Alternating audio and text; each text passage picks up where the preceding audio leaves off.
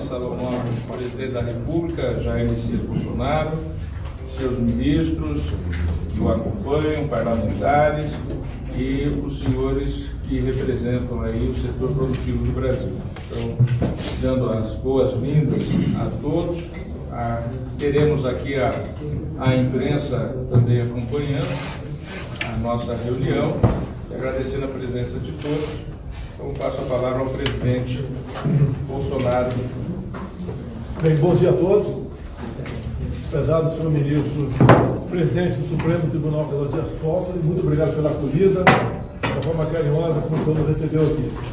Senhores empresários, que representam, juntamente com os que ficaram na presidência, em videoconferência, mais de 40% do PIB, que representam também mais de 30 milhões de empregos no Brasil. Senhores ministros, parlamentares, o objetivo da nossa vinda aqui. Nós sabemos do problema do vírus, que devemos ter todo o cuidado possível, para que nós não nos infectemos, bem como preservar vidas, em especial daqueles que estão no grupo de risco, os mais idosos, que têm comorbidades. Mas temos um problema que vem cada vez mais nos preocupando. Os empresários trouxeram agora, diretamente e pessoalmente, essas aflições. É a questão do desemprego, é a questão da economia não mais funcionar. E as consequências, o efeito colateral do combate ao vírus não pode ser mais danoso, né, do que a própria doença. Então, esses que estão aqui hoje, e nós nos convidamos, devidamente acertados pelo senhor presidente Dias Toffoli, eles querem que o Supremo Tribunal Federal também ouça deles. Temos aqui os representantes do Marco Polo, que representa esse grupo, do que está acontecendo, que nós juntos, que não compete ao Executivo isoladamente, ou ao Legislativo ou ao Judiciário. Todos nós estamos aqui embarcados, né, buscando o objetivo de resolver esse problema, porque economia também é vida. Não adianta ficarmos em casa e quando saímos de casa não temos que comprar em prateleiras, não ter a roda da economia ter parado. Todos nós seremos esmagados por isso daí. Assim sendo, o objetivo da nossa vida aqui, e eu abro a palavra ao senhor Marco Polo, representando esse grupo de empresários, para expor ao senhor ministro, presidente do Supremo Tribunal Federal, como é que está vivendo a atividade comercial no Brasil, bem como possíveis soluções, buscando sim, cada vez mais, nos unirmos para buscar solução para esse caso do vírus que obviamente atinge a todos nós. Obrigado. Presidente Toffoli, presidente Bolsonaro, ministros Paulo Guedes, Braga Neto, senador Flávio, nós, presidente Toffoli, estivemos hoje com o presidente para tentar trazer uma fotografia daquilo que está acontecendo aí, naquilo que nós chamamos de mundo real. Primeiro, para lhe dar uma ideia, nós encaminhamos aí o documento, nós representamos aqui a coalizão indústria, com 13 setores: aço, automotivo, brinquedos, calçados, cimento, comércio exterior, construção civil, eletroeletrônico, farmacêutico, máquinas e equipamentos, plástico, químico e têxtil. Esses segmentos representam, presidente Toffoli, 45% do PIB da indústria, estamos falando em 546 bilhões de reais, 65% das exportações de manufaturados, 30 milhões de empregos diretos e indiretos e 250 bilhões em pagamento de impostos. E o que nós trouxemos aqui à presidência, presidente Toffoli, é a constatação de que os segmentos, além da crise da Covid, enfrentam uma crise de demanda que eu classificaria como profunda, severa, fruto, evidentemente, das decisões de fechamento por parte dos estados, de todos a movimentação na ponta, né? Então, nós temos hoje aqui uma situação, eu não vou me estender demais, presidente, mas para lhe dar uma ideia, o setor automotivo tem hoje 26 fabricantes parados, são 65 plantas paradas, 5.200 concessionárias paradas, o setor de máquinas e equipamentos com 47% das suas empresas fechadas, setor de cimento, 22 empresas paradas, e o meu setor aço, nós temos agora 12 altos fornos parados, né? E o mês de abril, presidente, foi o pior mês de venda desde 1995.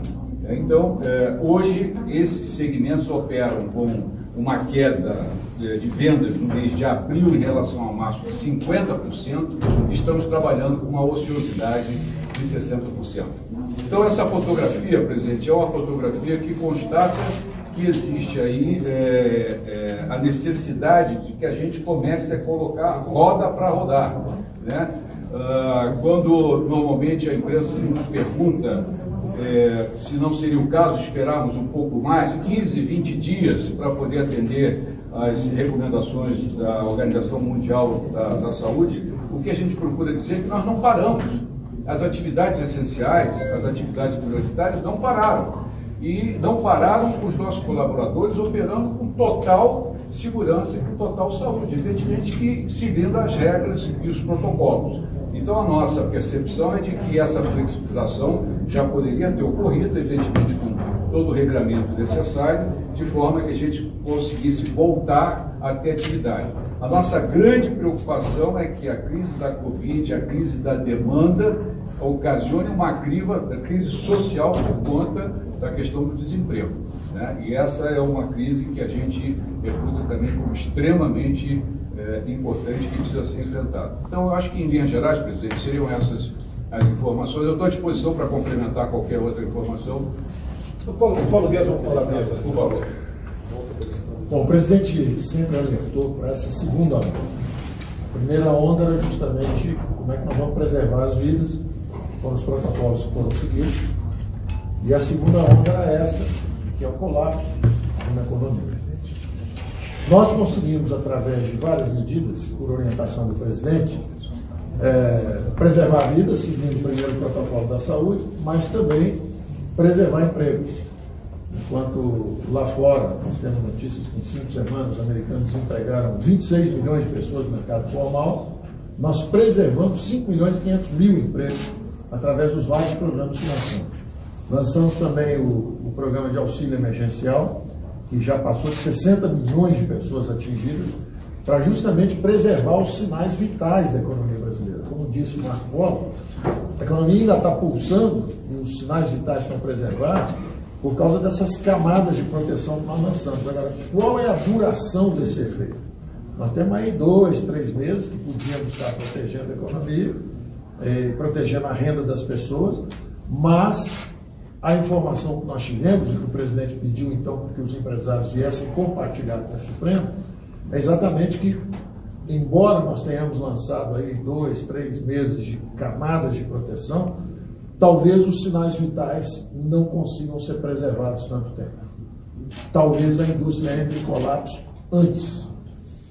Então, embora a gente tenha protegido e lançado todos os programas de crédito, e isso, a verdade é que talvez não seja possível preservar os sinais vitais. E aí, em vez de nós sairmos como um urso que estava hibernando, que botou, na verdade, só atenuou o consumo de energia, preservando os sinais vitais, e quando sai da gruta, sai para caçar de novo, sai forte, talvez seja o caso de colapso total. Então, quando a indústria nos passou esse quadro, nós estamos sempre em contato com as indústrias, em contato com os serviços, sempre conversando com eles, e eles sempre disseram, olha, estamos conseguindo preservar os sinais vitais, agora o sinal que eles passaram é o seguinte, olha, está difícil, a economia está começando a colapsar. E aí nós não queremos o risco de virar a Venezuela, não queremos o risco de virar sequer a Argentina, que entrou em desorganização, inflação subindo, todo aquele pesadelo de volta. Então o presidente, na verdade, ao ouvir o relato do mundo empresarial, disse, olha, vamos compartilhar isso com o Supremo, vamos compartilhar com o juiz, porque afinal de contas o combate é de todos nós brasileiros, principalmente os poderes, os principais poderes. Nesse contexto também conversávamos exatamente sobre a necessidade, e é a opinião da economia com o presidente, nós vamos pedir que vete o aumento de salários até dezembro do ano que vem. Porque no momento em que milhões de brasileiros estão sofrendo ameaça de desemprego, a economia pode se desintegrar. A contribuição do funcionalismo que nós pedimos é simplesmente não pedir aumentos por 1 ano e meio. É uma contribuição. Então, nós liberamos 60 bilhões direto na veia para estados e municípios. E, além disso, se não houver aumento, esse ano e o ano que vem, são mais 130 bilhões. Então, os estados têm capacidade de proteger a população, têm capacidade de rodar a máquina, desde que isso não vire aumento de funcionalismo. Os salários de funcionalismo estão bastante acima, os senhores sabem disso, como empresários, dos salários praticados na indústria brasileira, no comércio. Eles têm estabilidade no emprego, no momento em que milhões de pessoas estão perdendo seus empregos. E o presidente sabe disso, e o presidente, então, nós tínhamos conversado sobre essa necessidade. Agora, há sempre manobras políticas, empurra para cá, empurra para lá. É um jogo normal da democracia. Não estou reclamando em nada do processo democrático. Estou apenas pedindo ao presidente que recorra a uma ferramenta que ele tem, que é de vetar esse aumento, caso ele venha, da Câmara e do Senado. E por uma razão muito simples. É a população brasileira, é a opinião pública brasileira que pede essa contribuição. Nós não podemos. Isso é um dinheiro que vai faltar para a saúde mais tarde. Se mais tarde quisermos estender, seja um auxílio emergencial ou qualquer coisa, ou se quisermos salvar companhias importantes para o futuro do Brasil, coisas importantes que estão acontecendo, não vão ter esse recurso que está sendo consumido na hora de uma tragédia. A hora em que o país tem uma crise como essa, a pergunta que sempre fazemos é o seguinte: que sacrifício ou contribuição podemos dar para a nação? E não aproveitar que o gigante caiu e ver o que nós podemos tirar dele. O que nós podemos tirar enquanto o Brasil está caído?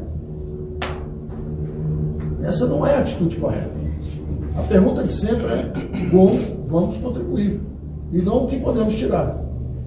Então, eu alertei o presidente isso, ouvindo principalmente o relato dos industriais que a economia pode entrar em colapso. O presidente foi o primeiro a alertar para essa possibilidade, sempre disse isso. Então, quando os industriais dizem, olha, ainda temos os sinais vitais preservados. Um pouco mais e nós saímos. E vamos surpreender o mundo de novo. Vamos reativar a economia antes dos outros e vamos sair disso.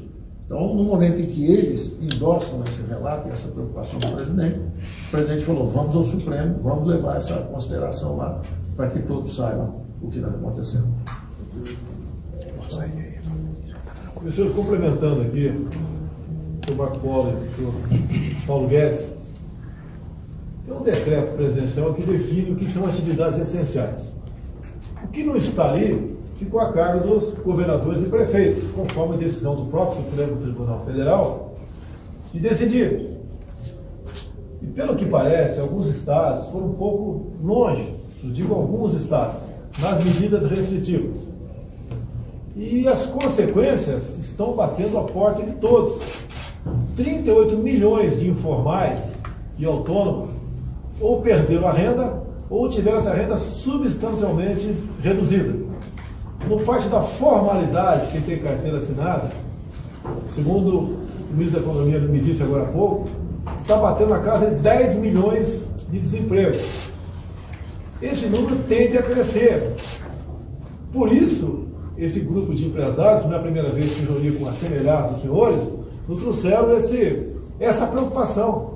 É colapsar a economia. Quando o presidente Paulo Guedes, o ministro Paulo Guedes fala em Venezuela, não é regime venezuelano, é economia venezuelana. Perfeitamente. Apesar de ser um país rico, com petróleo e com ouro, o povo vive na miséria. Porque chegou a um ponto, a economia lá, que fica muito difícil recuperar. Então nós temos que tomar a decisão. Nós, chefes do executivo, chefes de poderes, né?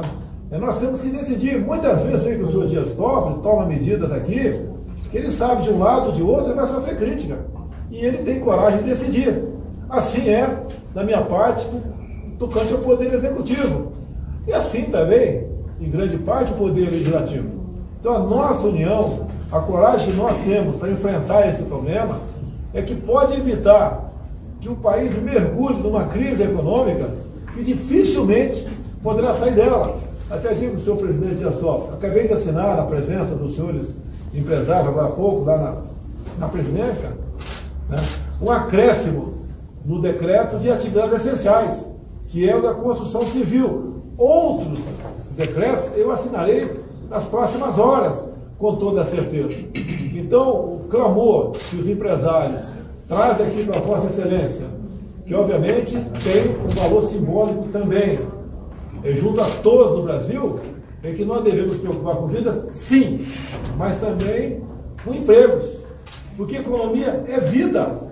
Um país onde a economia não anda, a expectativa de vida vai lá para baixo, o IDH também. E nós queremos fazer com que o Brasil ocupe o lugar de estar que ele merece no mundo. E devemos tomar todos nós decisões, sejam criticadas ou não, mas bem intencionadas, calcadas na lei, na nossa Constituição, respeitando a democracia, respeitando a liberdade, porque nós temos um bem muito maior até que a própria vida, se me permite falar isso, é a nossa liberdade.